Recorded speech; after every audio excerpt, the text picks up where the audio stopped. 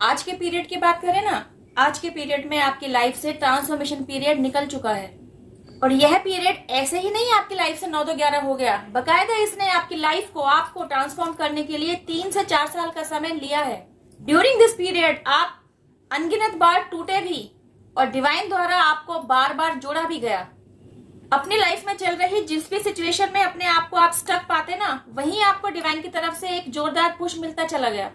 And you know what, यह divine push आपके लिए इस तरीके से काम कर रहा था कि आपकी सोच और समझ बुद्धि का लेवल बढ़ाया जा रहा था। जहां आप सिचुएशन को एनालाइज करने में पहले सक्षम नहीं थे ना, वहीं आप आज की तारीख में सिचुएशन को न केवल अच्छे से एनालाइज कर पा रहे थे, बल्कि उसके पीछे छिपी बिग पिक्चर को भी अच्छे से समझ पा रहे थे।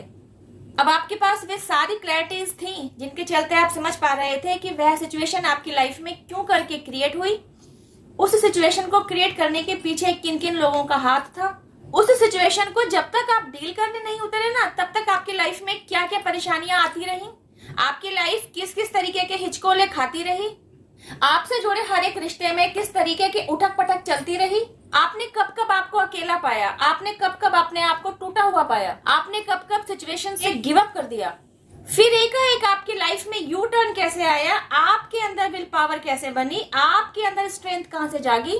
जहां आप सिचुएशंस को पहले हैंडल करना तो दूर, एनालाइज ही नहीं कर पा रहे थे, वहां आप एक तो सिचुएशन के पीछे की बिग पिक्चर समझने लग गए, दूसरा सिचुएशन के साथ डील करने का स्ट्रेंथ आपके अंदर आ चुकी थी। आप सिचुएशन के साथ डील करने को अकेले दम पर तैयार रहने लगे।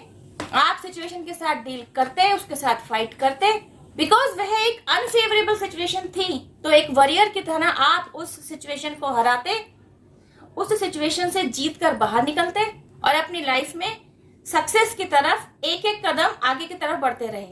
यह सब कुछ हुआ ड्यूरिंग दिस ट्रांसफॉर्मेशन पीरियड। अब समझते हैं ये ट्रांसफॉर्मेशन पीरियड आपकी लाइफ में आया क्यों था। इस बात को समझने के लिए एक एग्जाम्पल लेते हैं। सपोज आप मैथ्स में बहुत वीक हैं, इसलिए आप बार बार मैथ्स के पेपर में ही फेल हो रहे हैं, जिसकी वजह से आप नेक्स्ट क्लास तक प्रमोट नहीं हो पा रहे हैं। देखिए, मैं नहीं समझ पाती कि मैथ्स सबके लिए हवा क्यों बना रहता है। मैं अपनी बात बताऊं तो मैथ्स मेरा फेवरेट सब्जेक्ट रहा है हमेशा से। जब पढ़ती थी तब भी, और जब अपने बच्चों को पढ़ाया तब भी, जब ट्यूशन पढ़ाया तब भी, मैंने मैथ्स को बहुत ही इजी वे में समझा और उसी इजी वे में बच्चों को समझाया भी, मेरे हों या ट्यूशन के बच्चे हों, सबको। तो मैथ्स में आप तभी तक वीक थे जब तक आपने किन्हीं कंसेप्ट्स को लेकर उसके रूट कॉज पर काम करना शुरू नहीं किया था। तो जब तक आपको मेरी तरह एक होशियार और चपल मैथ्स टीचर नहीं मिल गया ना, तब तक मैथ्स में आपकी वीकनेस बरकरार रही। लेकिन जैसे ही आपकी लाइफ में एक ऐसे मैथ्स टीचर की एंट्री हुई जिसने आपको समझते हुए आपकी मैथ्स को नापसंद करने की, आपके द्वारा मैथ्स से भागने के पॉइंट को समझते हुए आपके उस रूट कॉज पर काम किया ना, तब से आपका रुझान मैथ्स की तरफ बनने लगा। Even with more practice maths पर रुझान बढ़ने लगा। एक दिन ऐसा आया, मैथ्स आपका फेवरेट सब्जेक्ट हो गया। मैथ्स से रिलेटेड ऐसी कोई प्रॉब्लम ही नहीं थी जिसे आपके द्वारा सोल्व ना किया जा सकता हो। और यह हुआ सिर्फ और सिर्फ उस मैथ्स टीचर की वजह से, जिसने आपके अंदर का ना मैथ्स को लेकर जो डर बना हुआ था ना, उस पर काम किया, उसको हील किया, उसको दूर भगाया, उस डर को दूर भगाया। तो बस गाइस, ऐसा ही कुछ ट्रांसफॉर्मेशन पीरियड के तहत आपकी लाइफ में होता है। आपके अंदर से सारे डर और फियर भगा दिए जाते हैं। आपके अंदर दबी हुई, सहमी हुई, छिपी हुई, सोई हुई स्ट्रेंथ को वापस से डेवलप किया जाता है, जिसके चलते आपके विल पावर स्ट्रांग होने लगती है। अब तो ये आलम था कि आपकी लाइफ में अगर कोई अनफेवरेबल सिचुएशन आ भी जाती ना, तो उसे भी आप टास्क की तरह लिया करते थे। आपको लगता था कि यह आपके लिए एक पजल है और इस पजल को आपको एट एनी कॉस्ट सोल्व करना है। एंड यू नो व्हाट, इस पजल को सोल्व करने में आप अपना 100% नहीं 200% देते भी, और रिजल्ट में आपके द्वारा इस पजल को सोल्व कर लिया गया होता।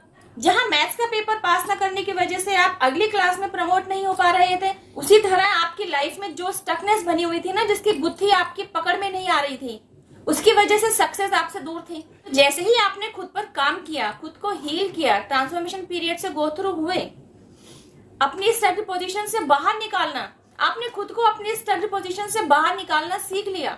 इवन ऐसे किन्हीं सिचुएशंस के साथ डील किस तरह किया जाता है, यह भी सीख लिया। तो आपकी लाइफ और सक्सेस के बीच जो हर्डल था ना, वह हटने लगा। आपकी लाइफ में सक्सेस आने के रास्ते बनने लगे। बस आपको यहीं तक तो पहुंचना है। This is your journey. और हर्डल्स और सिचुएशंस ऐसे पड़ाव हैं जो आपकी लाइफ में इसलिए आते हैं, जिनके साथ डील करते करते आप एक एक स्टेप करके आगे बढ़ते रहें। लेकिन होता क्या है, जो हर्डल्स, जो अनफेवरेबल सिचुएशंस की आपकी लाइफ में एंटर होती है ना, वो होती ही आपको एक स्टेप लेवल अप करने के लिए, आपको कुछ लर्निंग लेसन सिखाने के लिए। लेकिन आप तो उन सिचुएशंस के साथ डील ही नहीं कर रहे होते। आप तो डर जाते हैं, आप तो दुबक जाते हैं, आप तो फाइट ही नहीं कर रहे होते। तो यहां भी आपके ऊपर डिवाइन द्वारा बहुत मेहनत की जाती है, बहुत काम कराया जाता है। आपको फर्स्ट ऑफ ऑल तो आपको फाइट करने के लिए तैयार किया जाता है, न केवल मेंटल लेवल पर, फिजिकल लेवल पर भी। आपको पहले फाइटिंग स्पिरिट में लाया जाता है, आपके थॉट प्रोसेस पर काम किया जाता है, आपकी समझ बुद्धि के स्तर को बढ़ाया जाता है, आपको स्ट्रेंथ दी जाती है ताकि आप गिव अप न कर सकें। इन सब के बावजूद भी, इतने सारे सपोर्ट के बावजूद भी, किन्हीं सिचुएशंस में जब आप टूटते हैं ना, जब आप बिखरते हैं ना, तब डिवाइन द्वारा ही आपको आकर संभाला जाता है। उन बिखरे हुए पीसेस को वापस इस तरीके से जोड़ा जाता है कि आपका एक न्यू वर्जन बनकर तैयार होता है। आपकी पूरी पर्सनैलिटी का मेकओवर कर दिया जाता है। आपका एक निखरा हुआ, एक बदला हुआ, स्ट्रेंथ से भरा हुआ एक नया रूप देखने को मिलता है, जिसकी खूबी होती है कि आप एक स्मार्ट और इंटेलिजेंट पर्सन के रूप में सामने आते हैं। एक ऐसा पर्सन जिसको सब कुछ पता है। You know everything. कब बोलना है, क्या बोलना है, कैसे बोलना है, कितना बोलना है, कहाँ बोलना है, कहाँ नहीं बोलना है, कहाँ शब्दों पर विराम लगाने की जरूरत है, कहाँ लेट गो कर देने की जरूरत है, कहाँ सिचुएशंस के साथ डील करने की जरूरत है, कहाँ सिचुएशन में आपके साथ इन्वॉल्व हो रखे लोगों को इग्नोर करने की जरूरत है। इन सब के चलते अपने लिए कहाँ आपको बाउंड्री लाइन क्रिएट कर लेने की जरूरत है। You know what guys, boundary line create करना बहुत जरूरी है। अगर आप खुद के लिए बाउंड्री लाइन क्रिएट करना सीख चुके होते हैं ना, तो इससे क्या होता है, एक तो आप ओवर इमोशनल नहीं रह जाते। आपकी तरफ आ रहे हर एक वार को न केवल आपको झेलना आ रहा होता है, बल्कि आपको रिप्लाई करना भी आ रहा होता है। यही तो है ट्रांसफॉर्मेशन का पीरियड। इन सारी सिचुएशंस के साथ एक एक करके आप डील करना सीख रहे होते हैं, वहीं आप अपनी लाइफ में सक्सेस को अचीव कर रहे होते हैं और एक एक कदम बढ़ाते हुए आगे की तरफ बढ़ रहे होते हैं। इन सब के चलते मनी, अबंडेंस, प्रोस्पेरिटी, सब कुछ चलकर आपकी लाइफ में आ रहा होता है। क्यों? क्योंकि आपकी लाइफ ट्रांसफॉर्म हो चुकी होती है, आप ट्रांसफॉर्म हो चुके होते हैं। आप में जो बदलाव लाया जाना जरूरी था ना, with the help of this transformation period, उस बदलाव को आपकी लाइफ में लेकर आया जा चुका होता है। हालांकि यह प्रोसेस बिल्कुल आसान नहीं होता। इट इज अवेकनिंग प्रोसेस जिससे आप गो थ्रू हुए होते हैं। तभी तो आपने अपने ऊपर काम किया होता है, खुद को हील किया होता है, तभी तो आपने सक्सेस का स्वाद चखा होता है। जब तक आपको रगड़ा नहीं जाएगा, इस प्रोसेस के एग्जाम्पल बहुत तरीके से दिए जा सकते हैं। जब तक मलाई को मथा नहीं जाएगा, मक्खन नहीं निकलेगा, जब तक सोने को तपाया नहीं जाएगा, वह कुंदन नहीं बन सकता। तो जब ये सारे प्रोसेस को अप्लाई किया जाता है ना, सोने को तपाया जाता है, तब वह कुंदन बनकर सामने आता है। मलाई को मथा जाता है, मलाई एक प्रोसेस से गो थ्रू होती है, तब वह मक्खन और घी के रूप में सामने आता है। भाई साहब, मलाई इतनी वैल्यूएबल नहीं होती होगी, लेकिन उसके मथने के बाद जो मक्खन आता है, देसी घी आता है, देखिए उसकी वैल्यू कितनी होती है। तो आपका इस मथने वाले प्रोसेस से गो थ्रू होना जरूरी है। एंड यू नो व्हाट, यही है अवेकनिंग प्रोसेस। जब आप इस प्रोसेस से गो थ्रू हो चुके होते हैं ना, आपको वह सब कुछ मिलता है जिसके आपने आज तक सपने देखे थे। आपकी छोटी से छोटी विश को डिवाइन द्वारा पूरा किया जाता है, क्योंकि जिसने अपने ऊपर काम किया है, जिसने मेहनत किया है, उसको उसकी मेहनत का फल तो डिवाइन द्वारा दिया ही जाता है ना। बैठे बैठाए तो कुछ नहीं मिलता। जब आपने खुद को तपाया है, अपने ऊपर काम किया है, एक्सट्रीम लेवल का पेन भी बेयर किया है, अपने ऊपर काम भी किया है और किसी काम के होने में हद से ज्यादा मेहनत भी दी है, तो उसका फेवरेबल रिजल्ट तो आपके खाते में आना ही है।